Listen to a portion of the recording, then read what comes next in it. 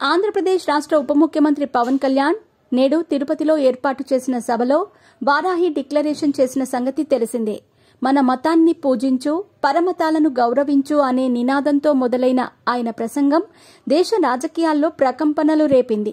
సనాతన ధర్మంపై అనుచిత వ్యాఖ్యలు చేసిన అనేక మంది ప్రముఖ నాయకులను ఆయన ఈ ప్రసంగంలో ఏకిపారేశారు. ఈ సభకు వేలాది మంది అభిమానులు హాజరై విజయవంతం చేశారు. కేవలం తెలుగులో మాత్రమే కాకుండా కాశ్మీర్ నుండి కన్యాకుమారి వరకు ప్రతి ఒక్కరికి ఈ ప్రసంగం చేరేలాగా ఆయన ఇంగ్లీష్, తమిళ భాషల్లో కూడా మాట్లాడారు.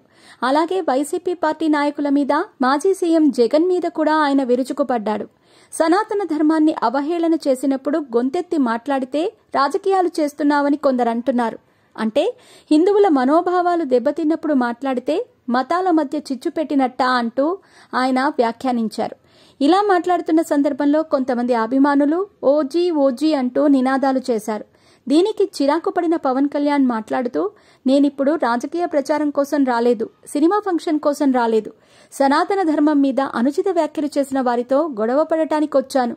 ఇది చాలా ముఖ్యమైన సభ, మీ ఉత్సాహాన్ని అణిచిపెట్టి శ్రద్ధగా వినండి అంటూ చెప్పుకొచ్చాడు.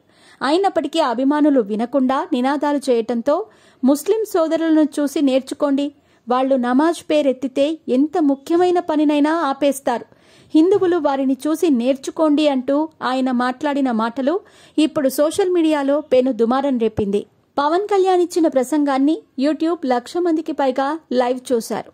కేవలం ఒక్క జనసేన పార్టీ ఛానల్ నుండే 27,000 మంది లైవ్ చూడటం గమనార్హం.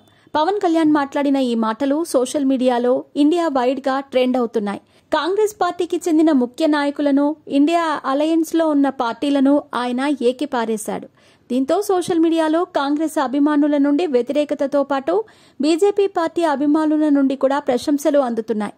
నిజాలు నిర్మోహమాటంగా బహిరంగ సభల్లో మాట్లాడే ధైర్యం కేవలం ఒక్క పవన్ కళ్యాణ్కి మాత్రమే ఉందని, ఆయన అభిమానులయ్యినందుకు గర్వంగా ఉందని సోషల్ మీడియాలో కామెంట్స్ చేస్తున్నారు పవన్ కళ్యాణ్ ఫ్యాన్స్. ఇదిలా ఉండగా తిరుపతి లడ్డూ విషయంలో సుప్రీంకోర్టు తీర్పు రేపు మధ్యాహ్నంలోపు బయటకు రానుంది.